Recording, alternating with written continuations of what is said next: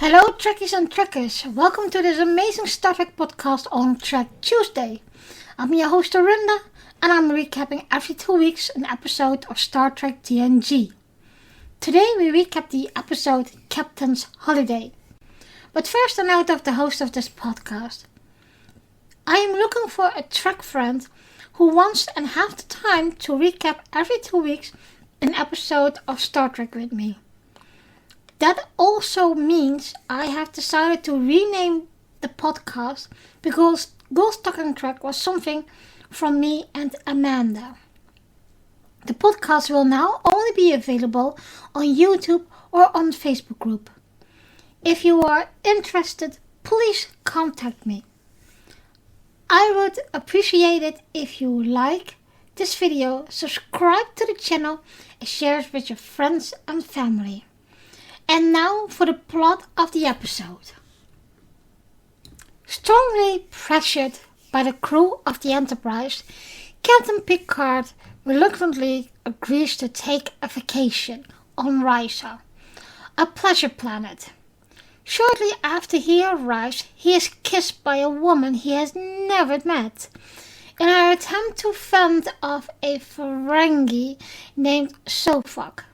Sofok accused Picard of conspiring with the woman, Fesh, who has in her possession a data disk that he wants.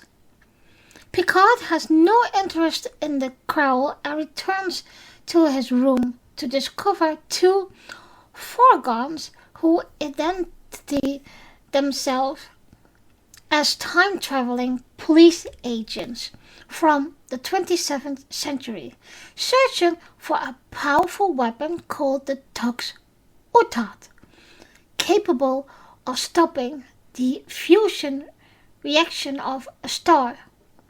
The 27th century scientist who invented it traveled back in time to hide it.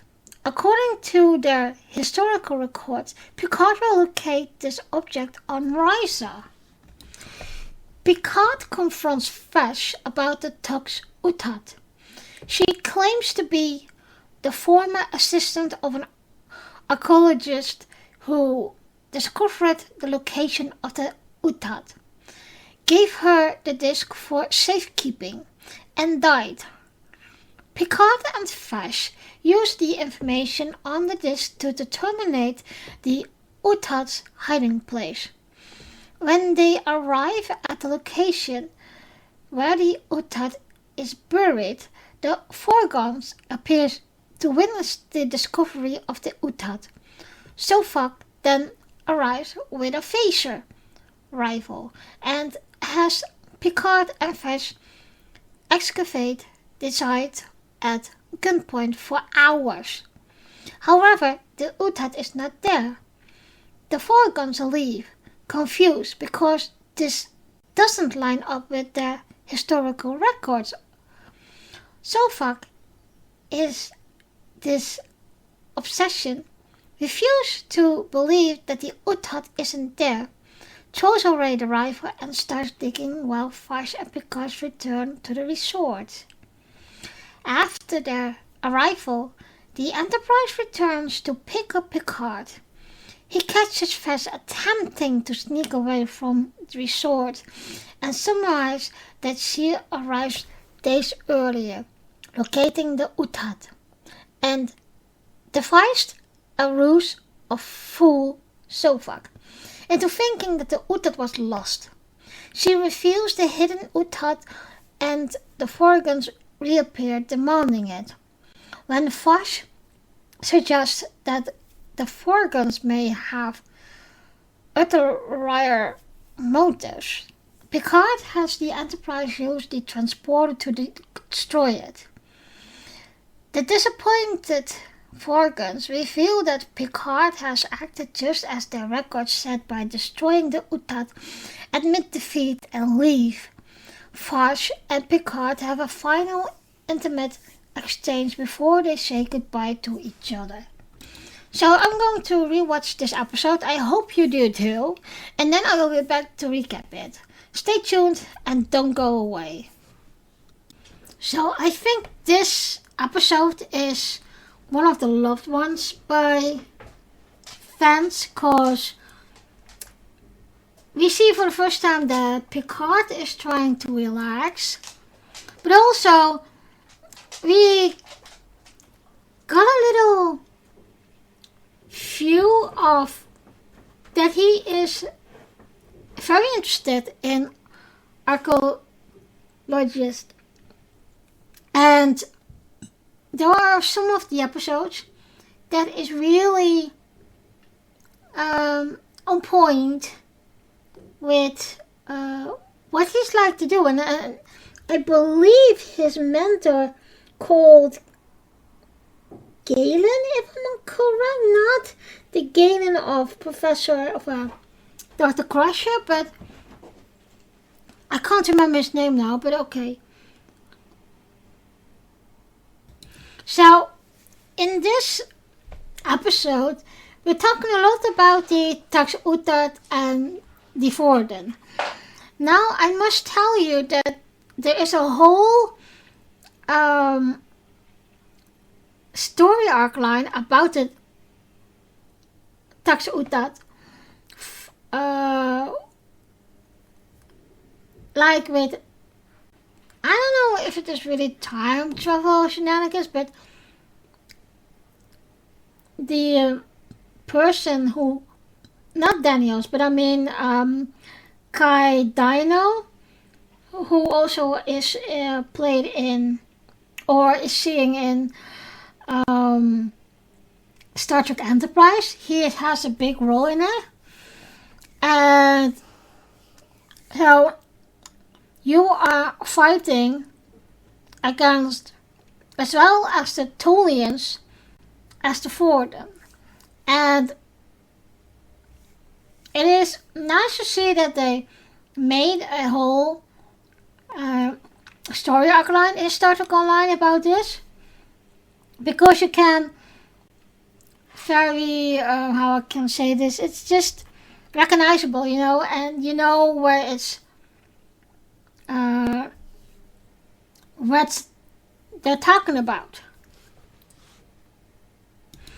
It's weird that they sent Picard to Risa, because Risa is not really the planet that Picard will have a vacation to.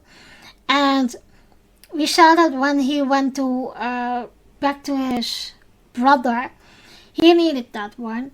And so I'm not really convinced why he actually is going to Risa and with what purpose. And it's not totally Picard. So Picard being on a holiday or vacation, that is very rare because he hates it. And I think Dr. Crusher is, likely she is the only one who can make him go on vacation. And we know Picard doesn't like it, but I think he never allow himself to relax and pampered and just no Starfleet for a week or whatever. And then I think at that time Picard is one of the great captains who, of course, the Enterprise is the flagship, so he must be very important to get things done, not only as in scientific research, but also in exploring worlds and clusters and whatever else more. And of course, in season 3, we see him becoming more diplomatic. And we see that already with the background stories and episodes of Worf. And I think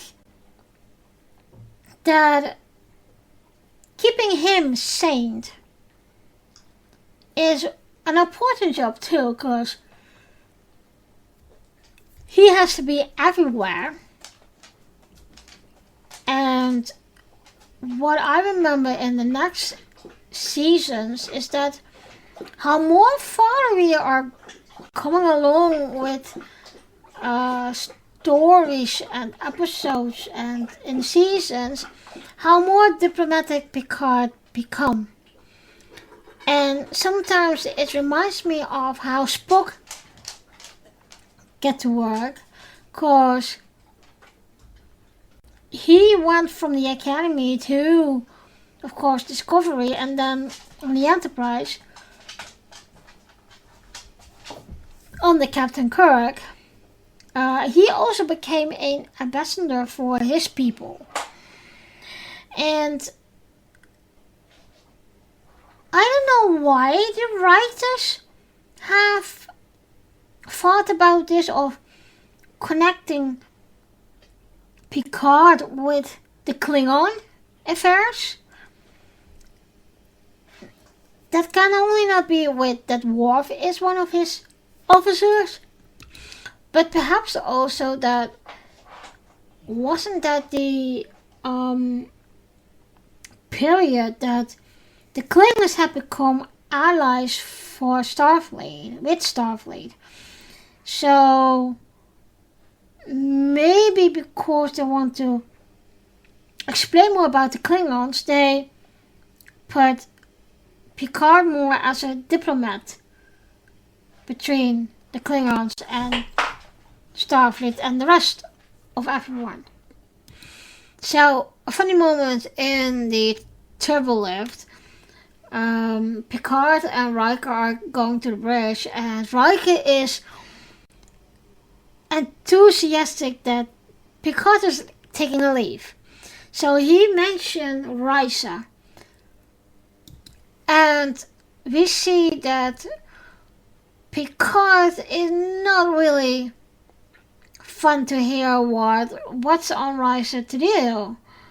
So he's still in denial that he needs a true vacation, and a vacation that makes him relax.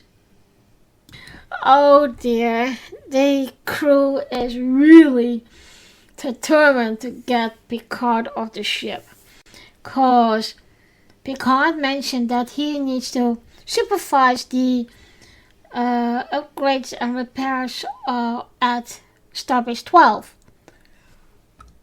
And then Diana Troy said, well, it is very nice, Will, because my mom is coming back from a symposium and she is on Starbase 12 and she makes free time to spend time with us. Especially, she mentioned Captain Picard's company. So I think that is her way to bonjour Picard off the ship and off Starbase 12. So I don't know. It is a wicked plan of her. I don't know how you guys see it, but this is a moment a bit funny, because normally it's Picard who do those things, and now his crew is saying, Captain, it's time for you to go. That was getting Picard thinking. And Picard is asking, number one, I want to talk to you. So they go to his reading room, and you see the triumphant reaction of Counselor Troy. And it was like, yes, got him. So almost the whole ship knows that Picard needs a vacation, and so this is also the point that Picard is admitting, okay, I need a vacation. And so Riker and Troy are sending him off. And so he was still packing, and he got some books with him. And Riker was saying, what the hell are you taking with you? You say this is light reading. Well, there is more to do on Rising than you think, especially with the woman. And it is funny to see. I think Counselor Troy is enjoying to send Picard off because, of course, he's an empath. But I mean, like I said, it is not many times we see Picard relaxing and going on a holiday, and there are rare moments that he actually allow him to go. And then I'm coming back again to when that after he's been assimilated as Locutus, and he went to home to, what is it? I think like processing his emotions and feelings about him being assimilated and being Locutus. Talking about like a Borg king like that. Of course we always talk about the Borg queen, but Locutus was in fact a Borg king. And the nice thing in Star Trek Online is that they have this Terran Borg story arc line. And sorry guys, spoilers alert, but Harry Kim, the Terran Harry Kim, becomes the Borg king. And if you look at how they look like but also are behaving, it is two different worlds. So having Picard kicked out of the ship and say, okay, you need to have a holiday, it's a one way very funny. Especially in this episode. And that's why I said it in the beginning. I think this is one of the lovable episodes of and from the Trek community. And but you know, this is also an episode that you learn more about Picard. And I have said it before, from season 3 you see the writers writing more backgrounds of the characters, which is very nice. So Picard is being down to Risa, and the first moment right away is that he's bumped into Fesh. And I didn't know that. I only knew this because I have listened to the audiobook of Patrick Stewart, Make It So. This is one that I'm going to do in a couple of weeks, an episode about in Orenda Talks. But he had a relationship with the actress. And I didn't know that. So when he told you in his book of, well, she is a beautiful woman and I had a relationship with her, although it was very complicated because of all the fans and how popular Picard had become, it was very, very difficult to be with each other. So I didn't know that, and I don't want to say I was shocked, but I was a bit of a flabbergasted of, oh my god, you gotta be kidding me. Well, there's a lot to say about that relationship and what happened, of course. But let me assure you, it is very worthy to read his book or listen to his book as an audiobook. What I did is much easier in a way. But I enjoyed it. I really enjoyed it. All the great stories of him acting and how he started in theater and etc. It is super nice. Bear in mind, not all the whole book is about him playing Picard. It's just a part of it. And I think a lot of Trekkies thinking that make it so it's only about his period as Picard. And that is not true. So we also see this Ferengi.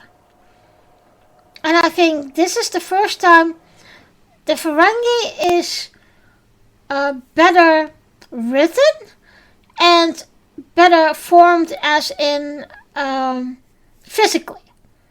Because the first few times you see a Ferengi, it is like, what the heck.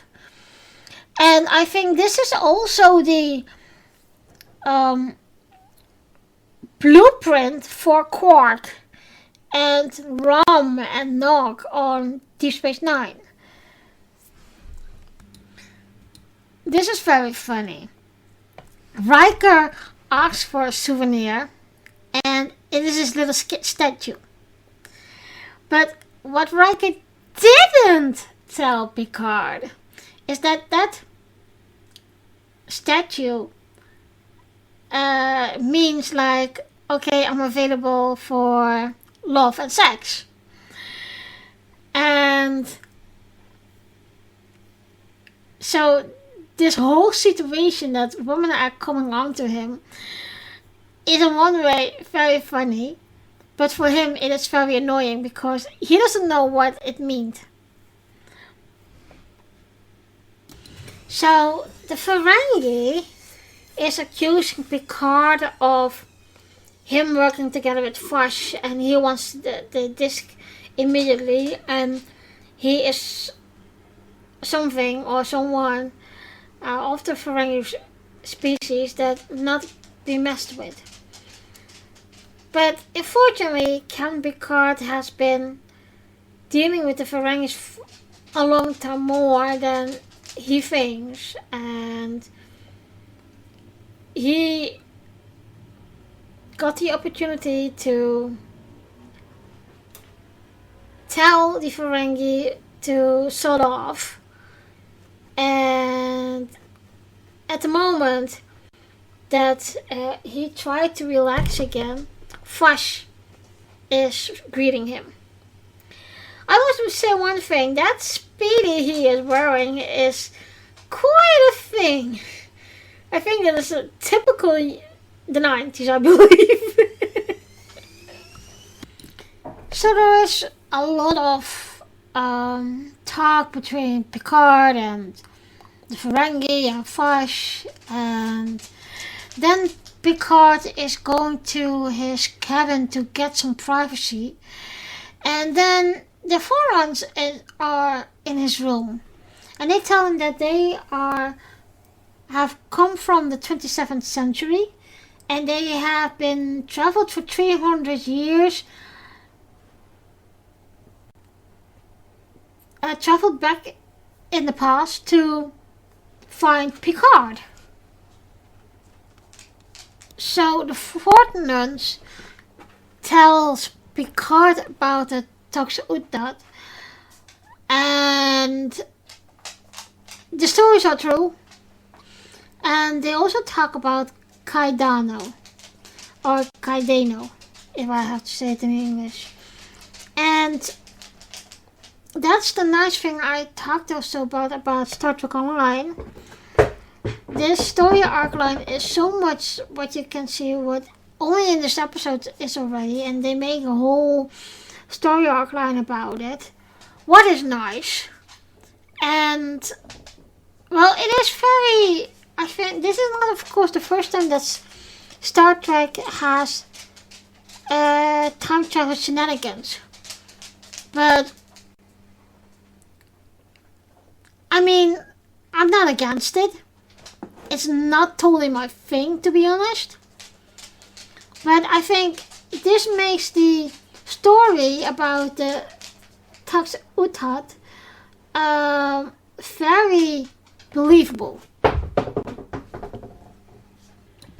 So, Picard is trying to find Vash and confront her with the disc.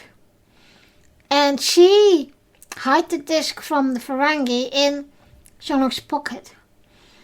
And so they have this conversation, and we see that the Ferengi so far has searched her room, so it is a freaking mess. And with all in all this, Picard is going to flirt with Vash. And I don't know, I always have said that Vash and Picard shouldn't be a couple. It doesn't make sense, it doesn't make right. And the whole thing of being involved together and then she is eventually teaming up with Q. What the heck, you know? Tell me guys what you think about that. So the two of them are going on a hunch and search for the Tux Utat. And the way they dressed is like how you expect from Indiana Jones or like Tomb Raider. And of course, you see that the Ferengi is spying on them and see them leave. You do must confess that Vash is a beautiful woman. And I think this flirtation between them in this episode made them have those true feelings for each other in a relationship. Picard and Vash are in the case, and Vash is calculating how much further they still have to go, and it is about 11 kilometers. And once again they are flirting with each other. And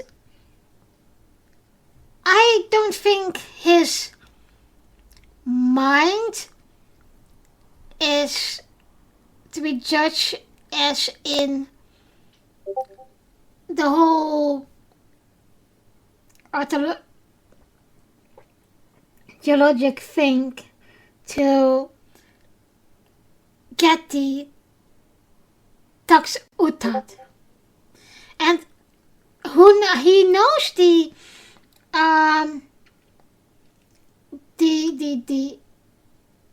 history about it and the myth. And now he is discovering that it's all true. So I think that makes for him it's very interesting to look for it and see what it is, whatever. Vash and Picard are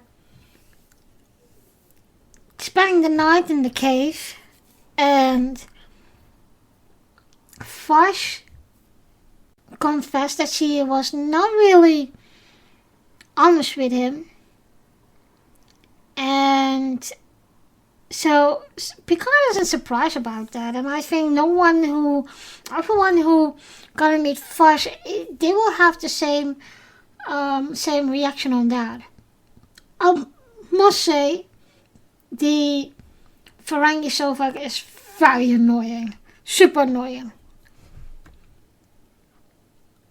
So they have this little discussion, and it ended up Picard kissing Vash. I'm wondering if this is also the moment they truly fall in love with each other. And only they can tell us, but let me know what you think of that, guys. So, eventually, they find the Tux Utat, and the Vorgons are appearing And Picard was a bit of a sarcastic, like, you are a bit early. And this time it's Vash, who is a bit irritated that Picard didn't tell her anything. And it is just like the only thing that I really would appreciate if they did give you some more background why the Tux Utat has been made and why it has been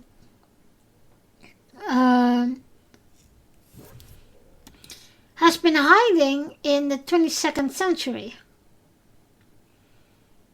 And of course also the Ferengi Sovak is there in the cave. And he demands a lot. And he is so super annoying. If I wasn't there, or if I was there, I would have hit him. He is so being annoyed. Even more annoyed than Quark. After a while digging, Picard stops and Sovak is really determined to find the Utat, but it is just simply not there. And for a little Ferengi and what can I call him more? He is very, very demanding. And that's not gonna work. Really, not with Picard. The almost last scene is that Vash and Jean-Luc are saying goodbye, but Picard is going to confront her one more time and say, okay, the last thing you can do for me is telling me where you put the Tux Utat. So that means that Vash already knew where it was, found it, and make a second disc so she could fool that Ferengi. I must say the energy and the atmosphere between Picard and Vash is very weird. I never could understand that. And she is not a good person, to be honest. And to manipulate and fool people like that, even the wrong ways of the Ferengi, of course, but Picard as a Starfleet officer who is very, he tried to do what's good, and we're not talking about the Prime Directive or whatever, but he is still someone who is interested in the historical facts of the Tux Utat. So, yeah. Oh gosh, she hid it in one of those statues that Picard would take with him. And this is also about future, but it is really, I don't know, I don't know what to think about it. So the Vorgons appears again, and they want the Tux Utat. And Vash is telling Picard, well, in the notes of the professor, this and this and this was written, and it could be them who wants to steal the Tux Utat. And the Vorgons are very determined to get it. God knows why. It's because it's a very dangerous thing. And so Picard tells Riker code 14, 2 seconds delay. And the Tux Uta had been destroyed. And the male Vorgons has shot Vash down. So maybe in the end she is still has somewhere a good heart. Picard and Vash are talking a bit more about what Vash is going to do. She horrified him to tell, well, I'm going to look for this artifact in this system, and it seems that it is the most dangerous system ever. So he is horrified about that. But then they talk about the Tux Utat and that the Vorgons are time travelers. So maybe they will meet again. But then they have to do this all over again. Then Picard is on the ship again, and everyone is welcome him again, and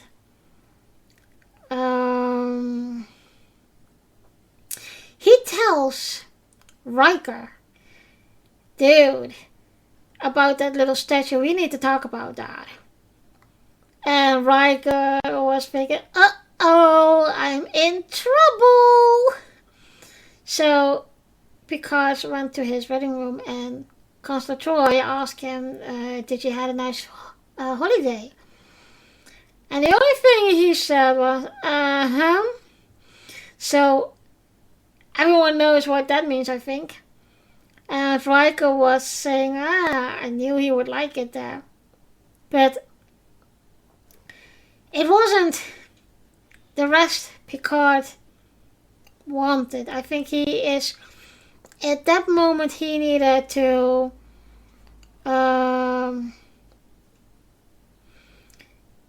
cope and get with the feelings out of in like physical. So if you see taking a look what the IMDB rating is, that's a 7.2, and I do think that's a bit low for this episode. I personally will give it an 8. And I don't know what you guys thinking of it. And yeah, it's just like, I did like it. It's a good storyline, and I hope that they that they just make more like this episode, and just going for, yeah, just like I said, more background stories of the characters. Thank you guys for listening, and join me in 2 weeks for a new episode recap. In a new episode we will recap the episode Tin Man. I also have 2 other podcasts, namely the Orenda Talks podcast, which is some kind of a geek podcast where I talk a lot about Star Trek and, well, movies, series, video games, books and other geek things. And of course the Dutch Ready Room podcast, which is in my native language, Dutch. You can find both of the podcast on YouTube and Facebook. And the Orenda Talks podcast is also to find on Spotify, Anchors, Google Podcast and Amazon Music. I will see you in 2 weeks. Live long and prosper.